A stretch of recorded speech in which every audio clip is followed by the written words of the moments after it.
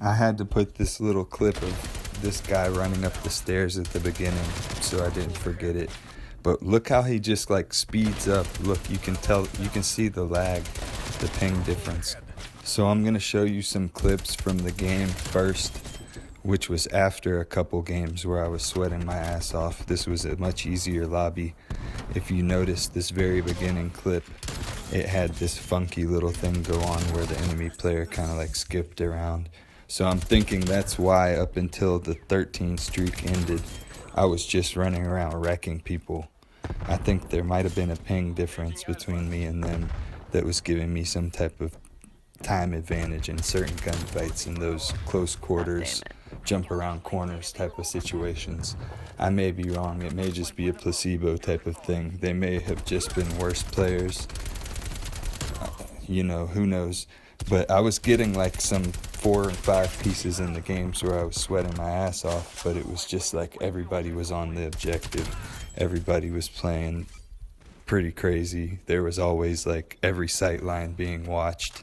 You couldn't really like maneuver and focus on, it's like you had to think about where the whole enemy other team was constantly, because there's always some guy watching that angle that you're trying to like maneuver around in the middle of a gunfight with one of their teammates.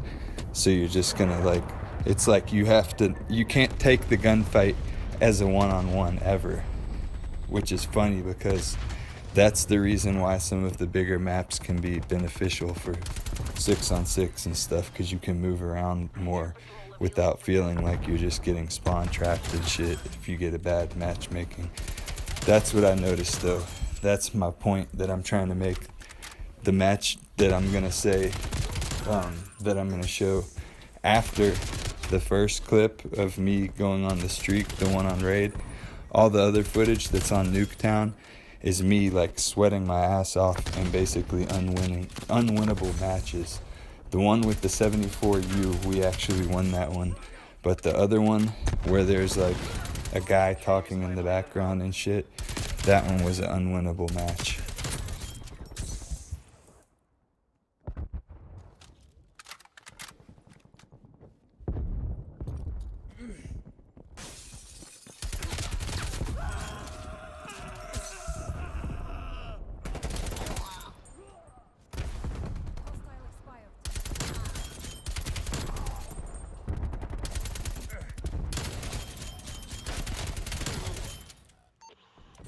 So here's the moment when I realize I'm in a ranked match.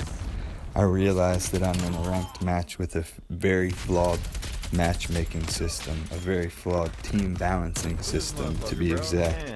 I notice I'm against what probably is a 5-man party or 4-man party, at least 3. Nobody on my team's playing the objectives. Everybody on the other team is far better than everybody else on my team, and nobody on my team plays the objectives. But every time I go to the objective, the whole other team is on it.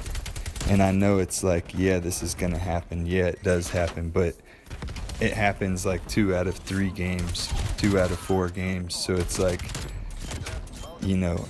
I'll have these kind of games where I go like 48 and 41 just trying to win at a certain point, because it's like, man, I can't really do anything in these lobbies. Everybody's just holding down angles like we're playing CSGO or Valorant or something, or playing Search and Destroy, but we're in a respawn mode. Everybody's playing it like their life depends on it and they only have one, like it's a battle royale or something.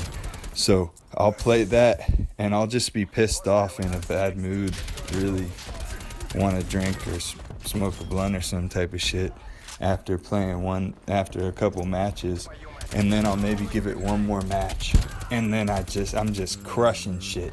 That next match, all the bullets that weren't hitting before, they're just on point the next match. It's like, stay on, James, keep playing with me.